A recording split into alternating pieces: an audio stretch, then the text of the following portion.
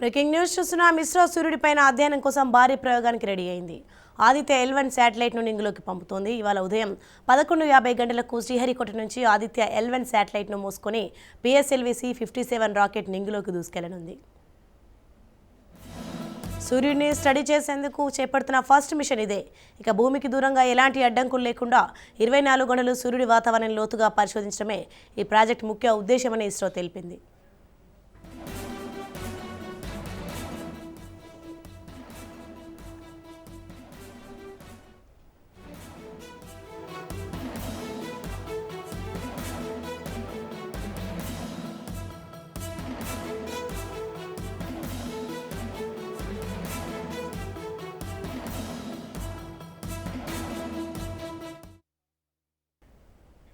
సూర్యుడిని స్టడీ చేసేందుకు ఇస్రో చేపడుతున్న ఫస్ట్ మిషన్ ఇదే.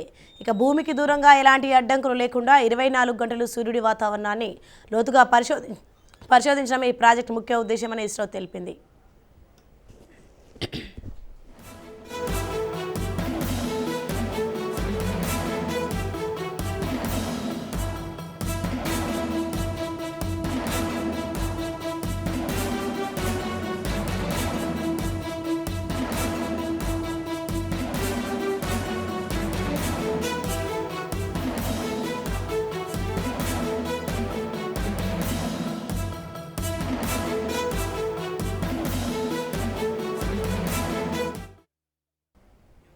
భూమి నుంచి సూర్యుడి దిశగా 15 లక్షల కిలోమీటర్ల దూరంలో L1 పాయింట్ చుట్టూ ఉన్న కక్షలోకి దీన్ని ప్రవేశపెట్టనున్నారు శాస్త్రవేత్తలు.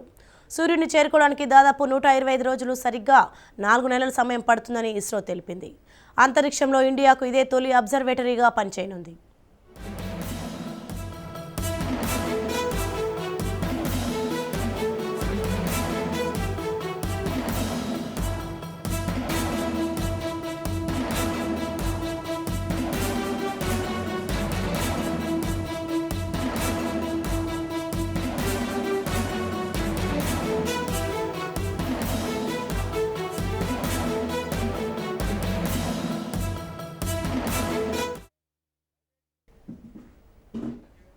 శాటిలైట్ బరువు సుమారు 1475 కేజీలు ఉంటుంది.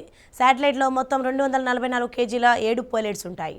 1231 కేజీల ద్రవ ఇంధనాన్ని శాటిలైట్లో నింపుతారు. ఆదిత్యలోని 7 పేలోడ్లు సూర్యుడి ఫోటోస్పియర్, క్రోమోస్పియర్ బాహ్య భాగం, సూర్యుడి కేంద్రంతో పాటు ఇతర ప్రాంతాలను స్టడీ చేయనున్నాయి.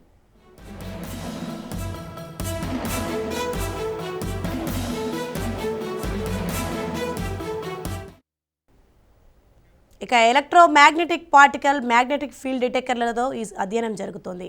L1 పాయింట్ నుంచి 4 పేలోడ్స్ నేరుగా సూర్యుని చూస్తుంటాయి. ఇక మిగిలిన 3 పేలోడ్లు మాత్రం ఆ పాయింట్ వద్ద ఉన్న మెటీరియల్పై స్టడీ చేస్తాయి. ఈ పేలోడ్లతో సౌర వ్యవస్థకు సంబంధించిన కీలకమైన సైంటిఫిక్ డేటా దొరుకుతుందని ఇస్రో శాస్త్రవేత్తలు భావిస్తున్నారు.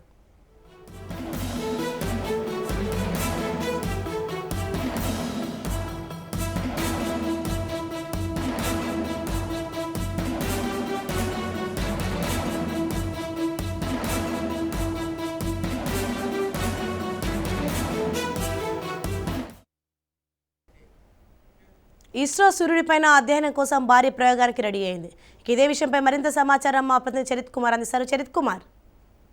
Thank you Sonia. ఏదైతే ఈరోజు భారతదేశమే కాదు యావత్ ప్రపంచం కూడా ఈరోజు ఇస్రో వైపు చూస్తున్నటువంటి పరిస్థితి, ఏదైతే చంద్రయాన్-3 ఉపగ్రహం ద్వారా ఈరోజు చంద్రుని దక్షిణ ధ్రువం వైపు కాలు మోపినటువంటి ఇస్రో ఈరోజు బాణుడిపై అయితే జరిగేటటువంటి అధ్యయనాలకైతే సిద్ధమైనటువంటి పరిస్థితి.